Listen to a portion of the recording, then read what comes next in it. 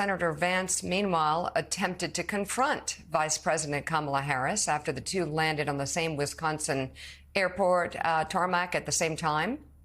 Cameras captured Vance walking toward Harris's plane.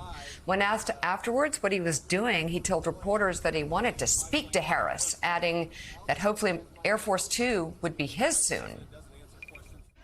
I just wanted to check out my future plane, but I also wanted to go say hello to the vice president and ask her why Kamala Harris refuses. Why does she refuse to answer questions from the media? And I also thought that the press gaggle following her might get a little lonely. I at least have enough respect for you all and for the American people you report to come and talk to you and to answer some questions. And so I thought her reporters might actually benefit from that as well. Charlie,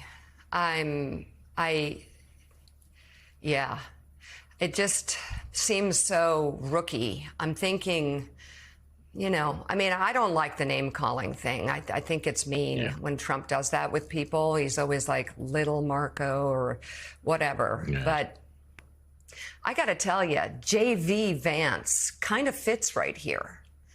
Your thoughts?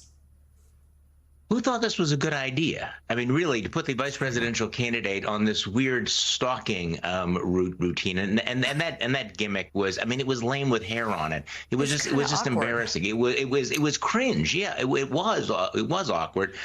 In part because, as we were talking about before, I mean, the split screen between this enthusiastic, happy warrior campaign, and then there's J.D. Vance, who bungles easy questions about what makes you smile, and he couldn't even come up with something that made him sound like an authentic human being. And later he was asked by a Wisconsin reporter, why would Wisconsin I want to have beer with you? And he bungled that. It's like he can't even bring himself to say something, just say something normal about all of this. Now I know you're going to do a fact check, but I also think, look, I mean, I have been critical of J.D. Vance in the past, and I have a list of words that I'm not going to use on the air to describe some of the things that he is doing, including his decision to attack Tim Walz on his military experience.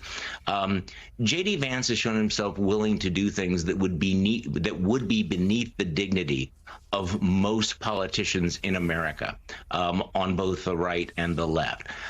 He is willing to say things, to engage in the kinds of below the belt, unfair, dishonest, puerile attacks that I think that most politicians, I think, would say, you know what, let somebody else do that, or that's really not where we want to go in this campaign. But with Donald Trump, sitting in splendid isolation down in Mar-a-Lago, what have they got? They have J.D. Vance. And they have decided to go as dark and ugly as possible, and of course with the added dollop of cringe that J.D. Vance always brings to these things. Well, and that's the thing, and I think it probably bothers Donald Trump that he's willing to say these things. That's good, but he doesn't say them. He doesn't execute.